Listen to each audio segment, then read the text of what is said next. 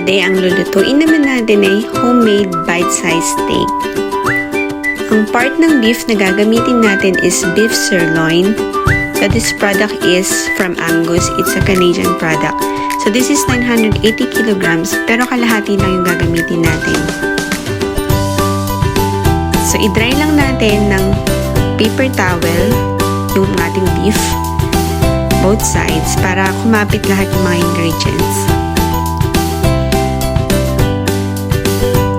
Then after that, hiwain naman natin yung ating beef ng bite size. Sa mga hindi mahilig kumain ng medyo hilaw, recommended ito dahil kaya bite size yung gagawin natin is para malutong ng maayos at mas mabilis.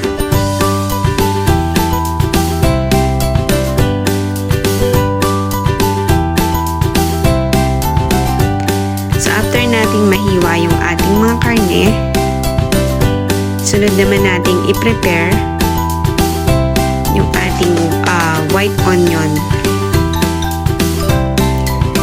So, mas okay yung white onion para sa akin, pero pwede rin naman yung red onion kung ano yung mas gusto nyo. So, after nating mabalatan yung ating white onion, hihiwain lang natin ito ng pa-cube. So, mas maganda, mas maliliit yung hiwa para mas lumasa yung ating onion sa ating steak.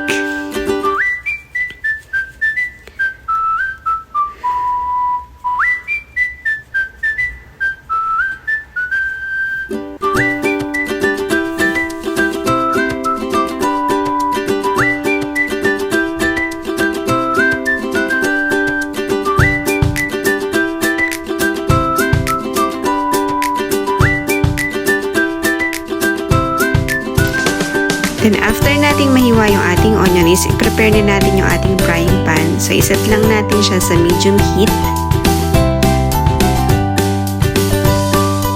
At kapag mainit na yung ating frying pan, maglagay tayo ng mga 1 tablespoon na olive oil. Kapag mainit na, ilagay na natin yung ating mga hiniwang karne.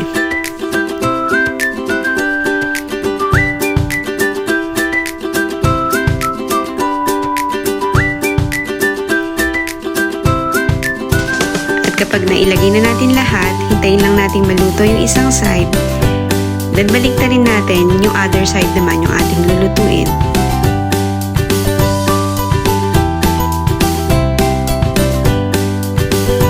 Kapag nag-golden brown na, ilagay na natin yung ating hiniwang sibuyas. Haluin natin, i-mix natin yung sibuyas sa karne para maluto ito at lumasa.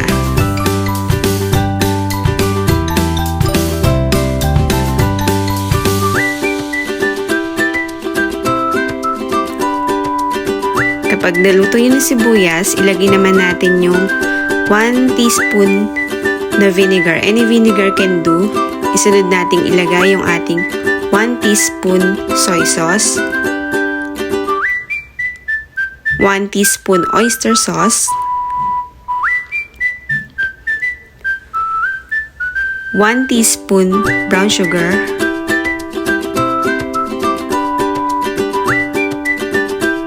lagyan din natin ng ground black pepper, at yung ating basil.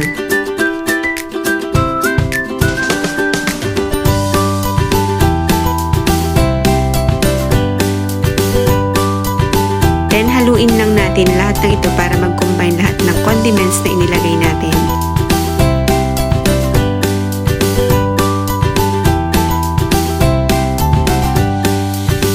Haluin lang natin itong mga 2 minutes. Kapag nag-combine na lahat ng ingredients na nilagay natin, yan, luto na. So, pwede na nating ilagay sa ating plate. Meron na tayong nalutong homemade bite-sized steak.